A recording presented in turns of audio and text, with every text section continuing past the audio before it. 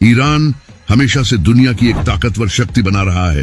Iran ने दुनिया को वह दिया जो आज तक कोई नहीं दे पाया।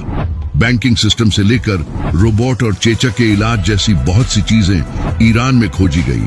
आज भी ईरान 57 मुस्लिम देशों में सबसे आधुनिक टेक्नोलॉजी वाला देश माना जाता है। 8वीं सदी से लेकर 13वीं सदी तक ईरान के वैज्ञानिक पूरी दुनिया पर छाए हुए थे। ईरान तरक्की की उन बुलंदियों पर था कि यूरोप और अन्य देशों के लोग विज्ञान की शिक्षा हासिल करने ईरान आते। इतिहासकार लिखते हैं कि जिस वक्त दुनिया अंधकार में डूबी हुई थी, उस वक्त ईरान उसे तरक्की के रास्ते दिखा रहा था।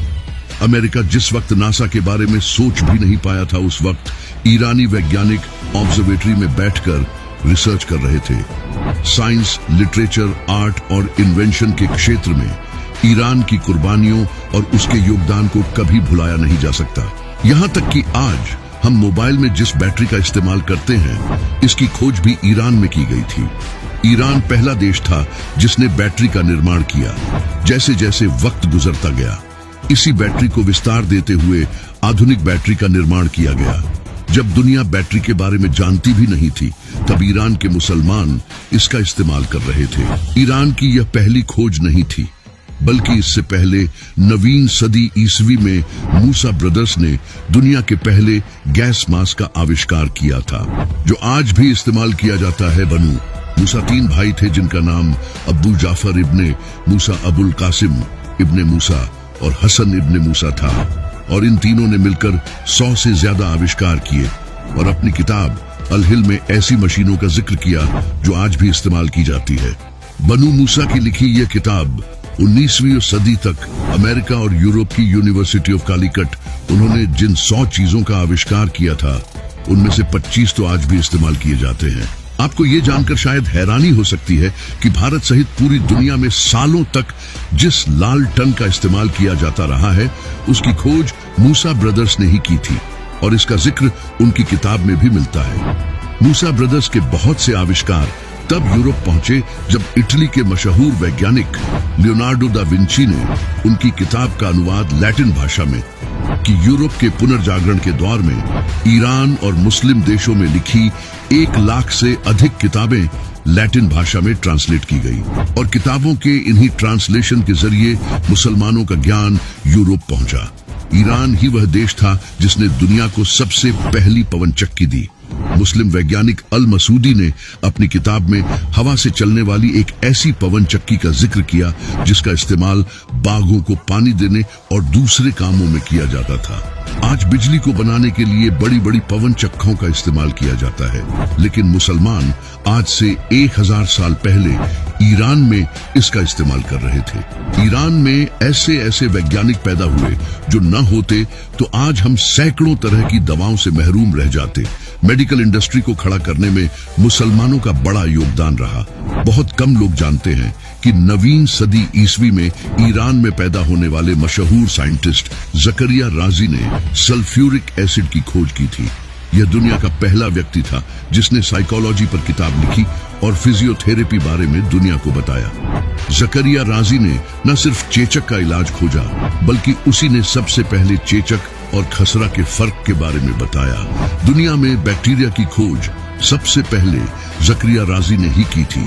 आज हॉस्पिटल में जो फर्स्ट एड किट इस्तेमाल की जाती है, उसका कॉन्सेप्ट सबसे पहले इसी वैज्ञानिक ने पेश किया था। 12वीं सदी तक मुस्लिम शासकों ने ईरान को दुनिया की सुपर पावर बना दिया था। दुनिया भर से लोग तालीम हासिल करने ईरान आते थे। 1258 ईस्वी में जब मंगोलों ने ईरानी सल्तनत पर हमला किया और उनकी लाइब्रेरियन तक उसके धुएं से आसमानों पर सूरज नहीं दिखाई दिया, मुसलमानों की सल्तनत तो बर्बाद हुई ही थी, उसके साथ ही उनके लिखे ज्ञान विज्ञान को मंगोलों ने तबाह और बर्बाद कर दिया। और इसका असर कई सालों बाद देखने को मिला, जब मुसलमान साइंस के मैदान में पीछे होने लगे। आज दुनिया मुसलमानों से पूछती है कि उन्होंने किया क्या है, लेकिन उन्हें नहीं पता कि एक दौर ऐसा भी गुजरा है जब विज्ञान के फलक पर मुसलमानों का राज हुआ करता था। आज दुनिया जिस स्टेनलेस स्टील का इस्तेमाल करती है, उसकी खोज भी ईरान में की गई थी। जर्नल ऑफ आर्कियोलॉजिकल साइंस में प्रकाशित एक रिपोर्ट के मुताबिक ईरान में सदियों पहले बनाई गई तलवारें, खंजर और दूसरी चीजें स्टेनलेस स्टील से बनाई जाती थी। ईरान का शहर चाहकर स्टील का सबसे बड़ा गढ़ था। ईरान की तरह ही दमिश्क के मुसलमान स्टेनलेस स्टील को बनाने की तकनीक जानते थे और यही वजह है कि आज भी इतिहास के पन्नों में दमस्क स्टील का जिक्र मिलता है, जिससे बनी तलवारों का कोई तोड़ नहीं था। अज़्ज़दौला, जिसने कभी ईरान पर हुकूमत की और जो मिडिल ईस्ट का सबसे ताकतवर बादशाह गुजरा है, उसने बगदाद में एक हॉस्पिटल का निर्माण करवाया था जो अपने वक्त का सबसे आधुनिक अस्पताल था। इस अस्पताल में कार्डियोलॉजी, सर्जरी, ऑफ्थेल्मो सहित अलग अलग डिपार्टमेंट मौजूद थे। ईरान के वैज्ञानिकों ने ऐसे ऐसे आविष्कार किए कि लोग उन्हें जादूगर कहने लगे। ईरान के मशहूर मुस्लिम वैज्ञानिक नसीरुद्दीन टूसी ने मरागा शहर में एक ऑब्जर्वेटरी बनाई थी जो अपने वक्त का सबसे बेहतरीन रिसर्च इंस्टीट्यूट था। जो लोग ऑब्जर्वेटरी के बारे में नहीं जानते, उनके लिए आसान भाषा में कहा जाए तो यह एक तरह का रिसर्च सेंटर होता है जहां पर आसमान में होने वाली घटनाओं और सितारों का अध्ययन किया जाता है। नसीरुद्दीन टूसी ने इसी ऑब्जर्वेटरी में सबसे पहले मिल्की वे की खोज की थी। नसीरुद्दीन टूसी की यह लेबोरेटरी किसी नासा से कम नहीं थी। आज दुनिया विज्ञान सीखने के लिए चीन जाती है, लेकिन तब चीन के लोग फिजिक्स, केमिस्ट्री, मैथ और एस्ट्रोनॉमी पढ़ने के लिए मरागा आते थे। दुनिया हैरान है कि ईरान ने उस दौर में ऐसे आविष्कार कैसे कर लिए जिनके बारे में कोई सोच भी नहीं सकता था। आज हम जिस अलजेब्रा का इस्तेमाल कर रहे हैं, उसकी खोज एक ईरानी वैज्ञानिक मूसा अल ख्वारिज़मी ने की थी। मूसा अल ख्वारिज़मी ने मैथ पर एक किताब लिखी जिसका नाम अल जब्र वल मुकाबला रखा गया और यही अल जब्र शब्द बिगड़कर अलजेब्रा बन गया। आज कौन इंसान है जो स्कूल गया और उसने अलजेब्रा ना पढ़ी हो? यहाँ तक कि अंग्रेजी भाषा में जो एल्गोरिथम शब्द है वह अल ख्वारिज़मी के नाम का ही बिगड़ा स्वरूप है। आज दुनिया जिन ईंटों का इस्तेमाल करके बड़े बड़े घर तामीर कर रही है, उन ईंटों की खोज भी ईरान में की गई थी। दुनिया के मशहूर आर्कियोलॉजिस्ट रोमन ग्रसम के मुताबिक आधुनिक ईंटों को बनाने की कला का आविष्कार ईरान में ही किया गया था। यहाँ तक कि दुनिया में सबसे पहले बेहोशी की दवा ईरान में ही बनाई गई। ईरान में जन्मे अबू रेहान अल बैरून ने इतिहास में पहली मर्तबा जमीन से सूरज की दूरी का पता लगाया।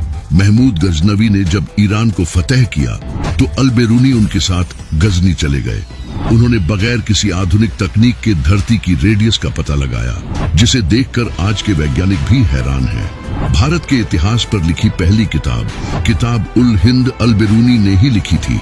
अल बैरूनी की योग्यता और विज्ञान में दिए गए उनके योगदान को देखते हुए चांद के एक गड्ढे का नाम उनके नाम पर रखा गया। ईरान के मुसलमानों ने दुनिया को बहुत सी चीजें दी। दुनिया का पहला मेडिकल इंसाइक्लोपीडिया ईरान के वैज्ञानिक इब्ने सीना ने लिखा था, जिसमें हजारों बीमारियों का इलाज मौजूद है। इसी ईरान में जन्मे जाबिर बिन हयानवी शब्द है जिसका मतलब होता है एक ऐसा पानी जो सब कुछ जला दे। जाबिर ने एक ऐसे तेजाब का भी आविष्कार कर लिया था जिससे सोने को भी पिघला मुमकिन था। जाबिर बिन हया ने नाइट्रिक एसिड, आर्सेनिक, फास्फोरस और क्लो एसिड की खोज की जो आज पूरी दुनिया में इस्तेमाल किए जाते हैं। आज हम लोहे को जंग से बचाने के लिए जिस वार्निश का इस्तेमाल करते हैं, उसकी खोज जाबिर बिन हयानवी मुसीबंद ने बनाया था। ईरान की तरक्की का अंदाजा इसी बात से लगाया जा सकता है कि सिर्फ 2008 में ईरान में 9,570 से अधिक नई चीजें खोजी गई।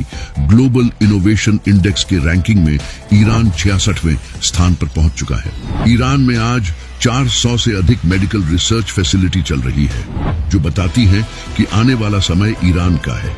ईरान अकेला देश है जिसे अमेरिका और इजराइल अपने खतरे के रूप में देखते हैं, क्योंकि उन्हें पता है कि ईरान के मुसलमान बेदार हुए तो वह दुनिया का इतिहास बदल कर रख देंगे ईरान को।